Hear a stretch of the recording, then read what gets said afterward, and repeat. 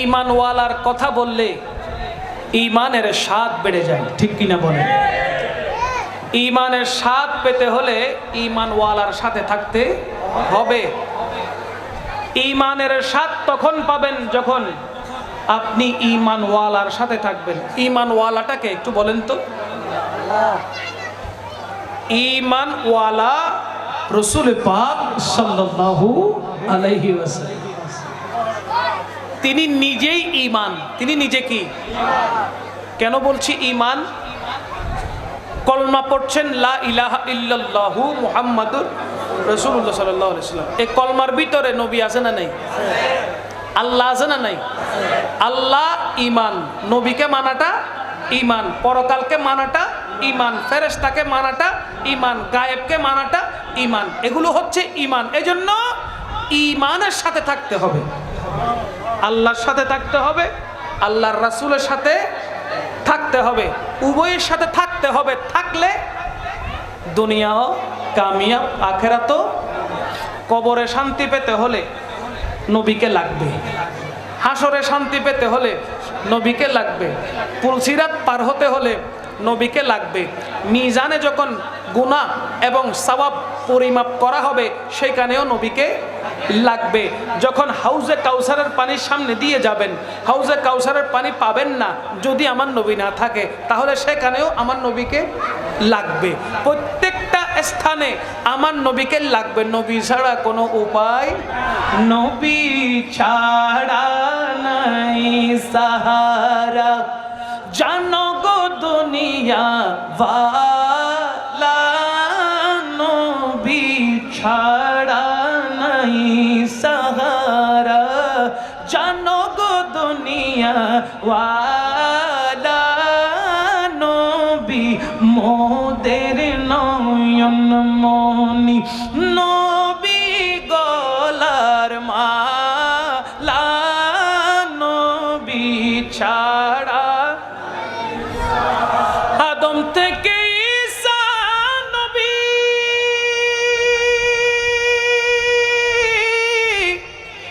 নফসি নফসি করবেন সবই, উম্মতি উম্মতি বলে, উম্মতি উম্মতি বলে কাঁদবেন উম্মতওয়ালা, নবী ছাড়া। আরো জোরে বলেন না, নবী ছাড়া নাই সাহারা, জানো গো দুনিয়া ওয়ালা, নবী মোদের নয়ন মনি, নবী গলার মালা, নবী ছাড়া। বলেন না সুবহানাল্লাহ। আমরা জান্নাতে যেতে চাই না জাহান্নামে? জাহান্নামে কেউ যেতে চায় কোথায়? জান্নাতে যাওয়ার জন্য, ঠিক কিনা? আল্লাহ পাক রব্বুল আলামিন কাল হাসরের ময়দানে আপনাকে জান্নাত দিবেন, জাহান্নাম থেকে বাঁচাবেন। এটাও আমার নবীর ওসিলা। কার ওসিলা? ফর এক্সাম্পল, একটু খেয়াল করবেন, ছোট বাচ্চাগুলো যেন কথা না বলে। হ্যাঁ বাবুরা, কথা বলো না। দেখেন আল্লাহ পাক রব্বুল আলামিন এক জাহান্নামীকে বলবে, হে জাহান্নামী, তুমি জাহান্নামের দিকে চলে যাও।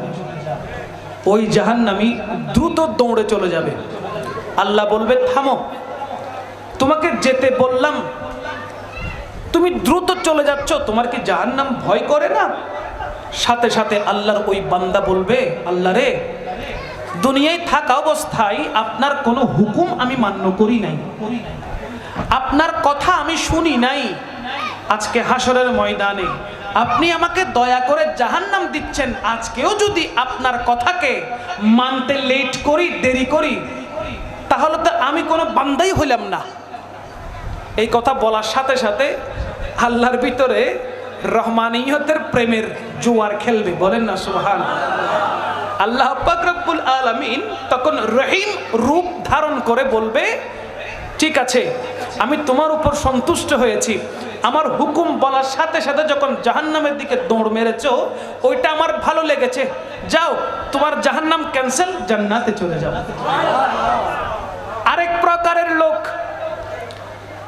আল্লাহ পাক রব্বুল আলামিন যখন বলবে, এ জাহান্নামী, দুনিয়ায় থাকা অবস্থায় অনেক বাজে কাজ করেছো, সওয়াবের কোনো কাজ করনি, যাও তুমি জাহান্নামের দিকে চলে যাও। এখন ওই ব্যক্তিটা যখন জাহান্নামের দিকে ফেরেশতারা টেনে টেনে নিয়ে যাবে, বারবার ওই মানুষটা এইভাবে পেছন ফিরে উকি মারবে, বারবার এভাবে পেছন ফিরে দেখার চেষ্টা করবে। এভাবে 2-3 বার হওয়ার পর আল্লাহ জিজ্ঞেস করবে, তুমি আবার আমার দিকে তাকাচ্ছ কেন, বারবার পেছন ফিরে তাকাচ্ছ কেন, কারণ কি? বলে, আল্লাহ আমি শুনেছি আপনার রসুল রহমতুল লিল আলামিন বলেছিলেন আপনি নাকি রহমান, আপনি নাকি রহিম, আপনি নাকি গফুর, আপনার গুণবাচক নামগুলো দুনিয়ায় থাকা অবস্থায় আপনার হাবিব থেকে শুনেছি। কখন আপনি রহমতের জোয়ারে চলে আসেন, আর কখন আপনি আমাকে হঠাৎ করে বলবেন জাহান্নামে যেও না, আমি রহমতের জোয়ারে এসেছি, জান্নাতে চলে যাও, আমি শুধু ওই রূপটা দেখার জন্য বসে আছি। বলেন সুবহানাল্লাহ। সাথে সাথে আল্লাহ পাক রব্বুল আলামিন রহমতের জোয়ারে চলে আসবেন। কিসের জোয়ারে? রহমতের জোয়ারে চলে আসবেন। রহমতের জোয়ারে আসা মাত্রই আল্লাহ পাক জাহান্নামের ফেরেশতাদেরকে অর্ডার করবেন, হুকুম দিবেন, ও জাহান্নামের ফেরেশতারা আর আমার এই বান্দাটাকে নিয়ে যেও না, তার এই কথাটা আমার ভালো লেগেছে, আমার নবী বলেছে ওই কথা সে মনে রেখেছে, সুতরাং আমার ভিতরে এখন রহমতের জোয়ার এসেছে, তাকে জাহান্নাম থেকে আমি ক্যান্সেল করে দিলাম, যাও যাও তাকে জান্নাতে পাঠিয়ে দাও। তাহলে আমার নবী আমাদেরকে কত চমৎকার করে আল্লাহর প্রকাশ করেছেন, আল্লাহর নূরের নামগুলো আমাদেরকে জানিয়েছেন। আমরা যদি ওই মুবারক নামগুলো নিয়ে দোয়া করি, আল্লাহ পাক রব্বুল আলামিন কি আমাদেরকে দয়া করবেন না? আল্লাহর নামগুলো যিনি আমাদেরকে পরিচয় করিয়ে দিয়েছেন তিনি তো রাহমাতুল লিল আলামিন। নয়তো আমরা চিনতাম না, জানতাম না, আল্লাহ পাক রব্বুল আলামিনকে বুঝতাম না, জানতাম না, কিন্তু আমার নবী আমাদেরকে আল্লাহ পাক রব্বুল আলামিনের পরিচয় তুলে ধরেছেন। বলেন না সুবহানাল্লাহ। তো সেই নবীর পদাঙ্ককে অনুসরণ করে যখন আল্লাহকে রাজি করার চেষ্টা করবেন, আল্লাহ পাক রব্বুল আলামিন তখন অজস্র রহমত আপনার উপর নাজিল করবে। বিশ্বাস আছে না নাই? জোরে বলেন, বিশ্বাস আছে না নাই? হালিমাতুস সাদিয়া রাদিয়াল্লাহু তাআলা আনহা যেখানে আমি ছিলাম, 2 বছর আমার নবীকে পবিত্র দুধ মুবারক পান করেছেন। আমার নবীকে 2 বছর পরে আমিনা রাদিয়াল্লাহু তাআলা আনহার হাতে দিয়েছেন, আবার কিছুদিন সেখান থেকে দেওয়ার পরে আবার হালিমাতুস সাদিয়া নিয়ে এসেছেন। বলেন না সুবহানাল্লাহ। এভাবে 5 বছর আমার নবীর খেদমত করেছেন মা হালিমাতুস সাদিয়া রাদিয়াল্লাহু তাআলা আনহা। জোরে বলেন সুবহানাল্লাহ। এখানে একটা জিনিস মনে রাখবেন, আমার নবীকে হালিমাতুস সাদিয়া লালন পালন করেছে, এটা জাহেরান প্রকাশ্যে দেখা যাচ্ছে, কিন্তু বিতর্গত দিক থেকে আমার নবী নিজেই হালিমাতুস সাদিয়াকে পালন করেছেন।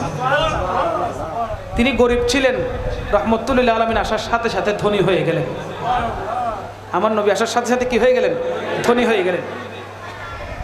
হালিমাতুস সাদিয়া এমন ধনী হয়ে গেলেন, ওনার প্রতিবেশীরা ওনাকে দেখে দেখে হিংসা করছে, ঈর্ষা করছে। বলে যেই হালিমাতুস সাদিয়ার ঘরে তেল ফুরিয়েছে, চেরাগ জ্বালানোর জন্য তেল থাকতো না, আজকে ওই হালিমাতুস সাদিয়ার ঘরের মধ্যে লাইট জ্বলে। এত টাকা পেল কোত্থেকে? এত বড় ধনী হলো কোত্থেকে?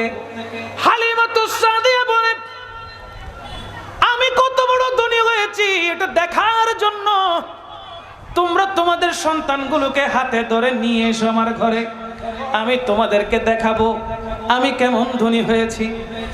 ওনার সমস্ত সহপাঠী বান্ধবীরা যাদের সন্তান হয়েছে প্রত্যেকেই এসেছে, সন্তানকে হাতে নিয়ে কেউ কুলে নিয়ে এসেছে। হালিমাতুস সাদিয়া ঘরের দরওয়াজা খুলে দিয়েছে, নিজের সন্তানদেরকে হাতে নিয়েছে, কুলে নিয়েছে। আর আমার নবীর চেহারা পাক থেকে যখন পর্দাটা সরিয়ে দিল, হালিমাতুস সাদিয়ার সমস্ত প্রতিবেশী আমার নবীর চেহারার প্রেমে পড়ে গেল। কেউ আর চোখ ফিরাতে পারছে না, কেউ আর চোখ ফিরাতে পারছে না। নিজের সন্তানের কথা তারা বেমালুম ভুলে গেল, সন্তানগুলোকে যে কুলে নিয়েছে সেটা ভুলে গেল, সন্তানকে যে হাতে ধরেছে সেটা ভুলে গেল। কতক্ষণ সেখানে দাঁড়িয়েছিল, মদহুশ হয়ে গেল, বেহুশের মতো হয়ে গেল। হালিমাতুস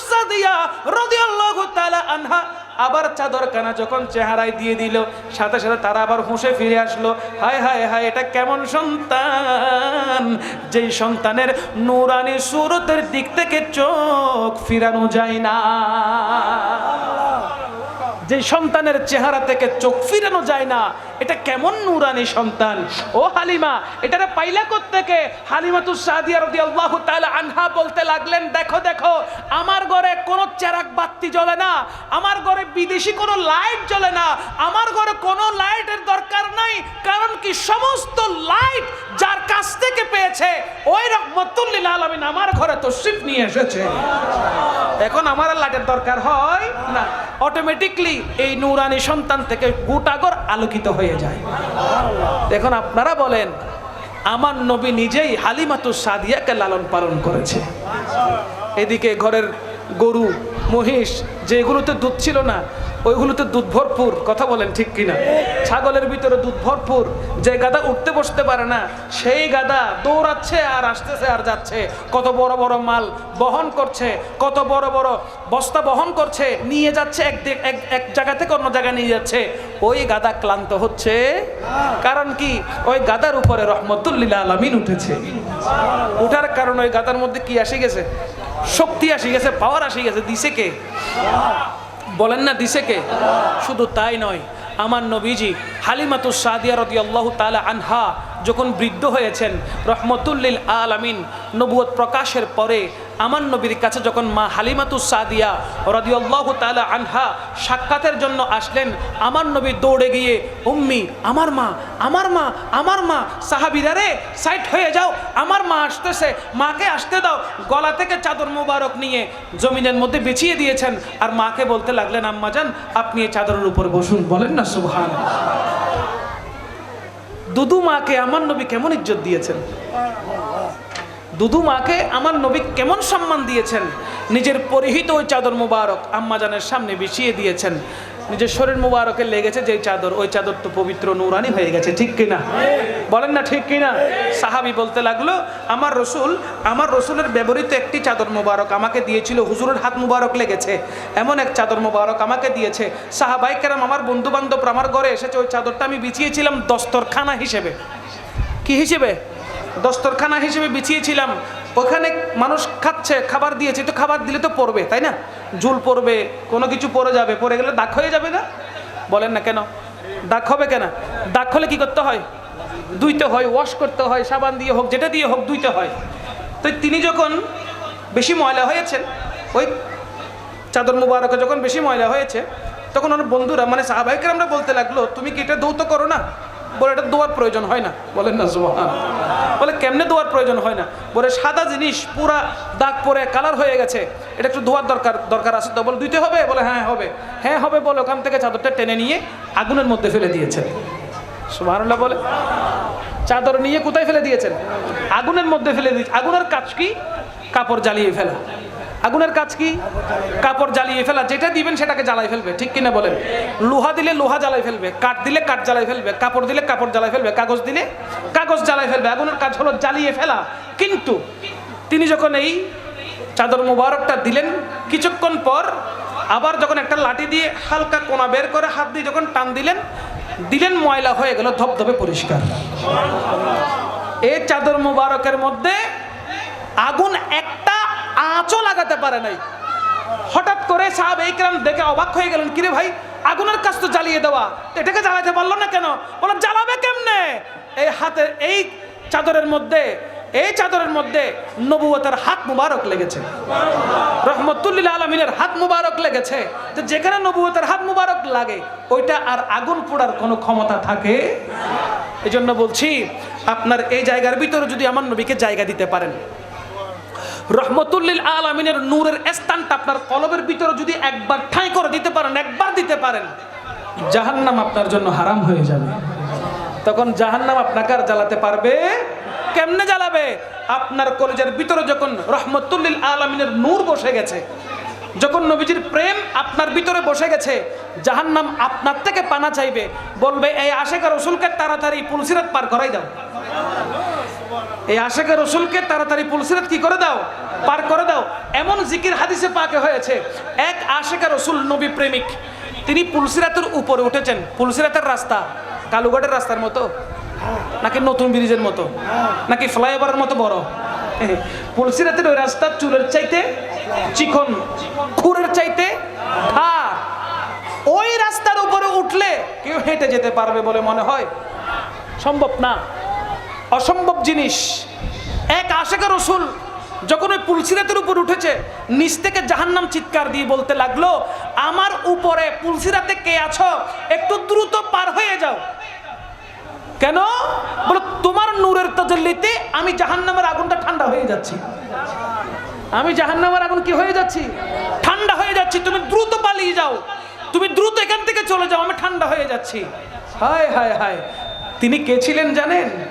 আমার রাসূল করিম সাল্লাল্লাহু আলাইহি ওয়াসাল্লামের প্রথম খলিফা হযরত সাইয়্যিদুনা আবু বকর সিদ্দিক রাদিয়াল্লাহু তাআলা। বলেন না সুবহানাল্লাহ।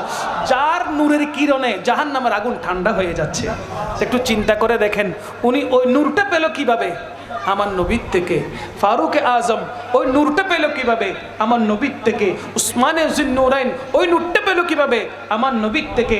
মাওলা আলী, হযরত আবু হুরায়রা রাদিয়াল্লাহু তাআলা, হযরত আনাস বিন মালিক রাদিয়াল্লাহু তাআলা, হযরত হাসান বিন সাবিত রাদিয়াল্লাহু তাআলা, হযরত কাব বিন জুহাইর রাদিয়াল্লাহু তাআলা, অসংখ্য সাহাবী, সমস্ত সাহাবী ওই নূর পেয়েছে রাহমাতুল লিল আলামিনের কাছ থেকে। চিৎকার দিয়ে বলেন সুবহানাল্লাহ। যাদের জন্য জাহান্নাম হারাম, জাহান্নাম, জান্নাত ওয়াজিব, ঠিক কিনা? যাদেরকে পাওয়ার জন্য জান্নাত লুপ করে, কি করে? লুপ করে। তো যাদেরকে পাওয়ার জন্য জান্নাত লুপ করে, তারা প্রত্যেকেই নবী প্রেমিক, তারা প্রত্যেকেই নবী প্রেমিক। তাই আমাদেরকেও নবী প্রেমিক হতে হবে, আমাদেরকেও রাসূল প্রেম অন্তরে রাখতে হবে, আমাদেরকেও নবীকে অন্তরে রেখে ঈমানের স্বাদটা নিতে হবে। নিতে পারলে কামিয়াব, আর না নিতে পারলে উভয় জাহান বরবাদ। কথা বলেন ঠিক কিনা? আল্লাহ পাক আমাদেরকে ঈমানের স্বাদ নেওয়ার তৌফিক দান করুক। আমিন পড়েন।